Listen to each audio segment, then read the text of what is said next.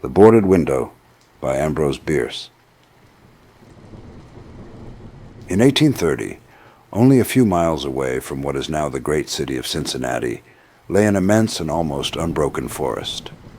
The whole region was sparsely settled by people of the frontier, restless souls who no sooner had hewn fairly habitable homes out of the wilderness and attained to that degree of prosperity which today we should call indigence, then impelled by some mysterious impulse of their nature, they abandoned all and pushed farther westward to encounter new perils and privations in the effort to regain the meager comforts which they had voluntarily renounced.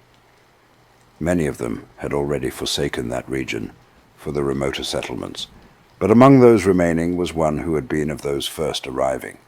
He lived alone in a house of logs, surrounded on all sides by the great forest, of whose gloom and silence he seemed a part, for no one had ever known him to smile nor speak a needless word.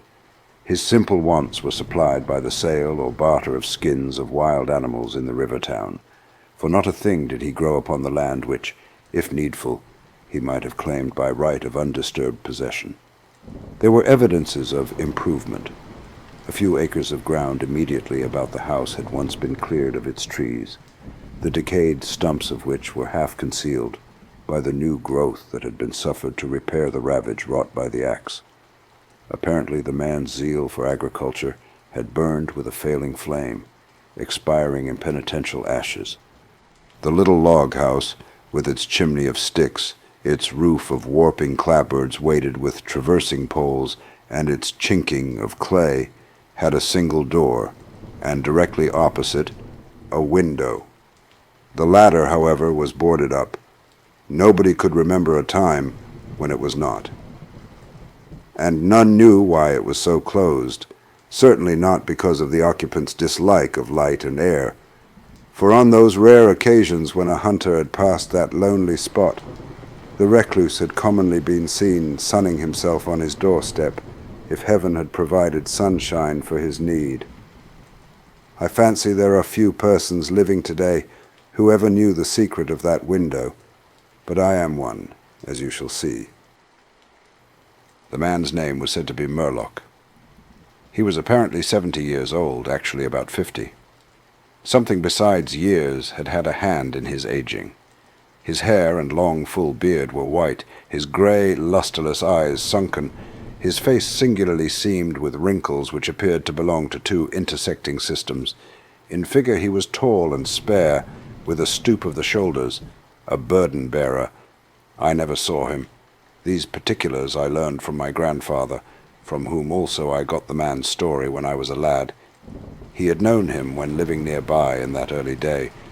One day Murlock was found in his cabin, dead. It was not a time and place for coroners and newspapers, and I suppose it was agreed that he had died from natural causes, or I should have been told, and should remember. I know only that, with what was probably a sense of the fitness of things, the body was buried near the cabin, alongside the grave of his wife, who had preceded him by so many years that local tradition had retained hardly a hint of her existence. That closes the final chapter of this true story, excepting indeed the circumstance that many years afterward, in company with an equally intrepid spirit, I penetrated to the place and ventured near enough to the ruined cabin to throw a stone against it, and ran away to avoid the ghost which every well-informed boy thereabout knew haunted the spot. But there is an earlier chapter, that supplied by my grandfather.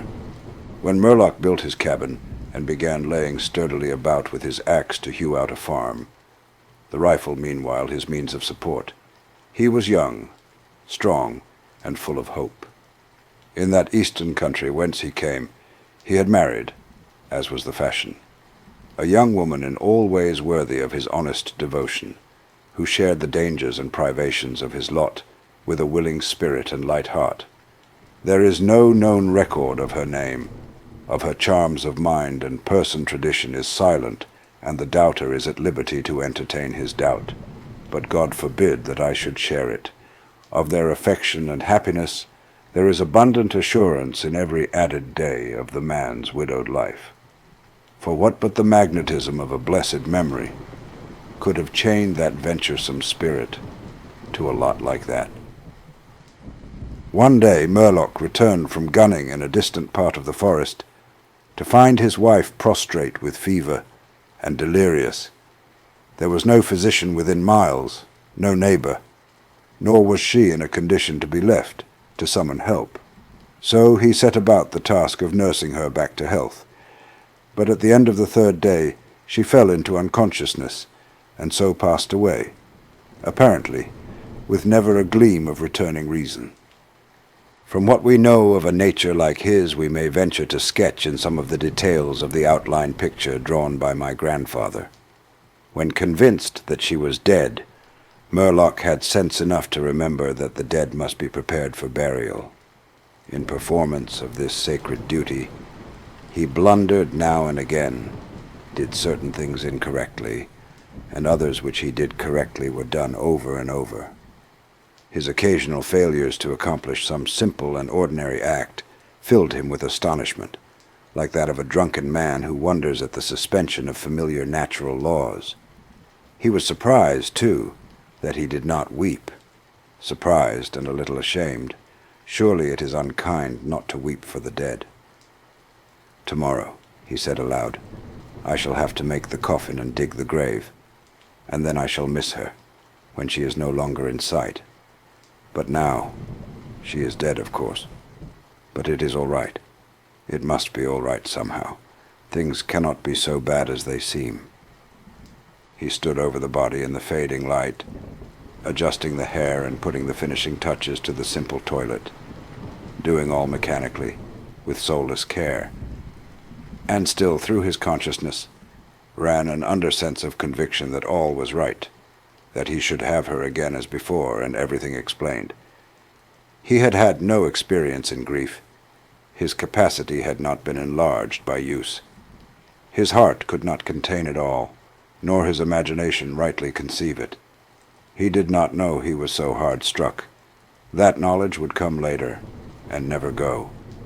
Grief is an artist of powers as various as the instruments upon which he plays his dirges for the dead, evoking from some the sharpest, shrillest notes, from others the low, grave chords that throb recurrent like the slow beating of a distant drum. Some natures it startles, some it stupefies. To one it comes like the stroke of an arrow, stinging all the sensibilities to a keener life. To another, as the blow of a bludgeon, which in crushing benumbs. We may conceive Murlock to have been that way affected, for, and here we are upon surer ground than that of conjecture, no sooner had he finished his pious work, than, sinking into a chair by the side of the table upon which the body lay, and noting how white the profile showed in the deepening gloom, he laid his arms upon the table's edge and dropped his face into them, tearless yet and unutterably weary. At that moment came in through the open window a long wailing sound like the cry of a lost child in the far deeps of the darkening wood. But the man did not move. Again, and nearer than before, sounded that unearthly cry upon his failing sense.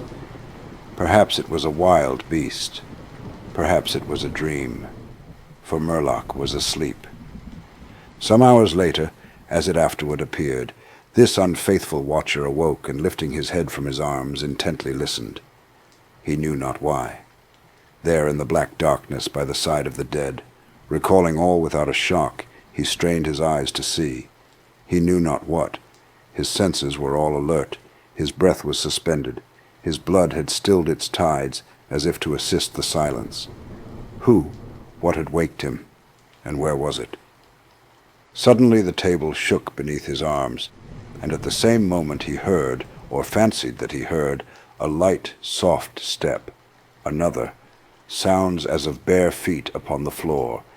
He was terrified beyond the power to cry out or move. Perforce he waited there in the darkness through seeming centuries of such dread as one may know, yet live to tell. He tried vainly to speak the dead woman's name, vainly to stretch forth his hand across the table to learn if she were there. His throat was powerless.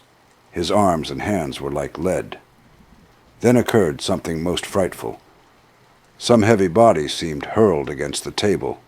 with an impetus that pushed it against his breast, so sharply as nearly to overthrow him.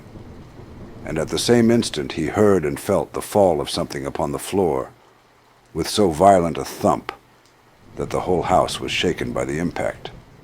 A scuffling ensued and a confusion of sounds impossible to describe.